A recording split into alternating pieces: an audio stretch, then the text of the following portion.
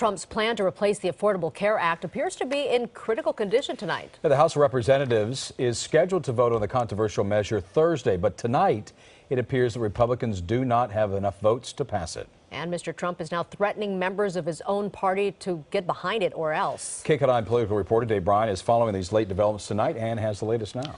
Yeah, only 60 days in, and this is a major showdown for the president, no doubt about it. The vote this week on the Republican health care plan could be a defining moment for President Trump and his administration. This is the first real test for Mr. Trump, who's thrown his support 100% behind the plan, but is facing adamant opposition from conservative members of his own party. Is that a challenge the president can win?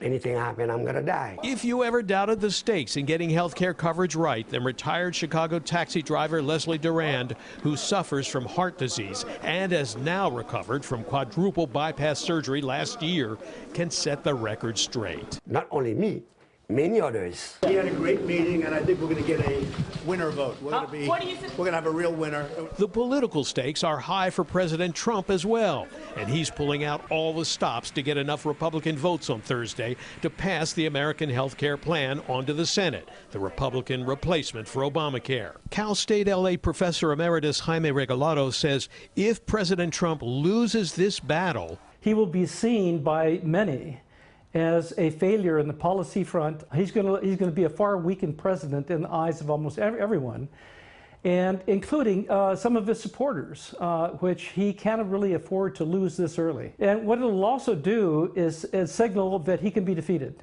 on his pet policy issues, even without Democrats being in the majority of either house. And that spells trouble ahead. At the Capitol, Mr. Trump met with Republican Congress members behind closed doors and put it in language they would understand. CNN reports one person in the room said the president told his fellow Republicans, "I honestly think many of you will lose your seats in 2018 if you don't get this done." And just in case it wasn't clear, White House Press Secretary Sean Spicer cleared up any confusion about what might happen to Republicans who don't vote for the plan if it loses. Yeah. I think there's going to be a price to be paid, but it's going to be with their own voters. But some Republicans, like Virginia Congressman Thomas Garrett, insist the bill won't pass. I am still a no vote. I will tell you that I'm very, very confident right now that there are not the votes to pass this bill as it stands. That's what worries President Trump and House Speaker Paul Ryan, who says losing is not an option. We made a promise. Now is our time to keep that promise. And we keep our promise and the people will reward us. If we don't keep our promise, it will be very hard to manage this. With time running short, Ryan and the White House agreed to make 4 revisions to satisfy party conservatives, agreeing to freeze Medicaid expansion, providing states with an optional work requirement for Medicaid, and giving more help to older Americans for insurance.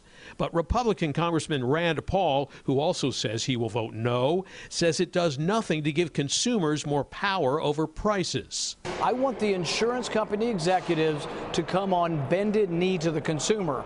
I don't want the situation we have now where the consumer begs for insurance, and if they get sick, they double and triple their rates. That happens under Obamacare, but it also will happen under Paul Ryan's plan if we don't actually fix the problem. Now the conservative group Club for Growth is even running TV ads urging Republicans to vote no on the health care bill.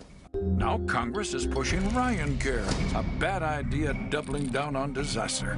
And conservative Republicans aren't the only ones who oppose the bill. At a demonstration outside the San Diego office of Republican Congressman Darrell Issa on Tuesday, protesters highlighted the Congressional Budget Office estimate that millions of Americans will ultimately lose their health coverage if the plan replaces Obamacare. And they're making their own threat to Issa's job security. Now, recent polling numbers aren't helping the president's cause either. His job approval rating in a Gallup tracking poll was hovering just a few points above 1/3 of the country this week. And a Fox poll last week showed that only about 1/3 of Americans favor the GOP health plan. Numbers like that make it a lot easier for Republicans in Congress to say, no, thank you. Yeah, Dave, let's go back to those TV ads that you showed there against the GOP health care plan. So what is the public impact, especially public opinion, that this is having?